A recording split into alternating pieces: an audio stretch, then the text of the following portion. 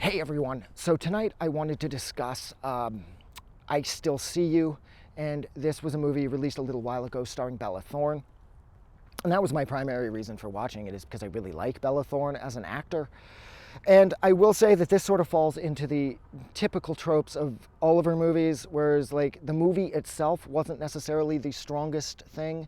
I did like the idea of this. I liked how there was an event that took place a number of years back that wiped out pretty much half of civilization, and yet the people who were destroyed as the result of this, their ghosts are still around, and people who are still living can see them everywhere.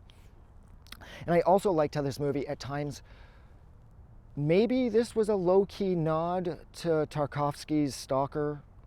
It could have been, because Thorne and her less attractive boyfriend end up going into the no-go zone, much like the characters in Tarkovsky's Stalker do as well. And it's sort of the same setup, like some really weird shit took place, a bunch of people died and no one's allowed to go in there. So when this movie was being written, I mean, they must have taken Stalker into consideration at least somewhat. Whereas I guess in a lot of ways too, the story is clever-ish. Like the good-looking teacher who's really helpful and everything turns out to be one of the people responsible for the event that wiped out pretty much half of everyone.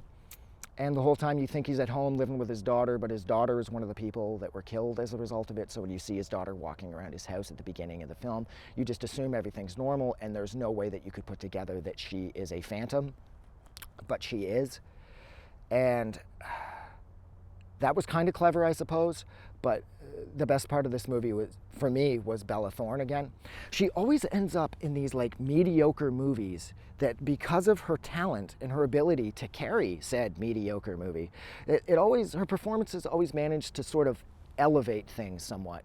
Because this movie is sort of a routine paint-by-numbers teen thriller, but with Thorne in it, it does seem to have more weight, and it has a greater sense of purpose and direction because she's in it.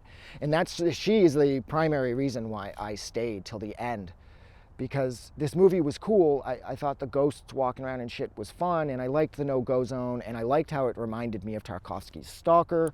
But otherwise, if Bella Thorne wasn't in this, I doubt I would have made it through it. So this, as far as Bella Thorne's acting abilities, this would be another success in that sense, but overall the movie was just okay.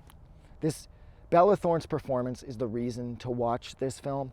Otherwise, you've seen this all before. So, yeah.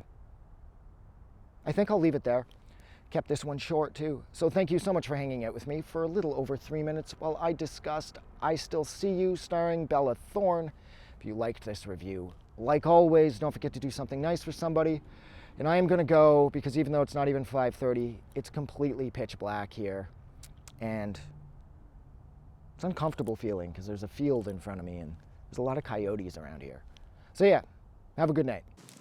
I just wanted to say thank you for making it through the entire video. I really appreciate it.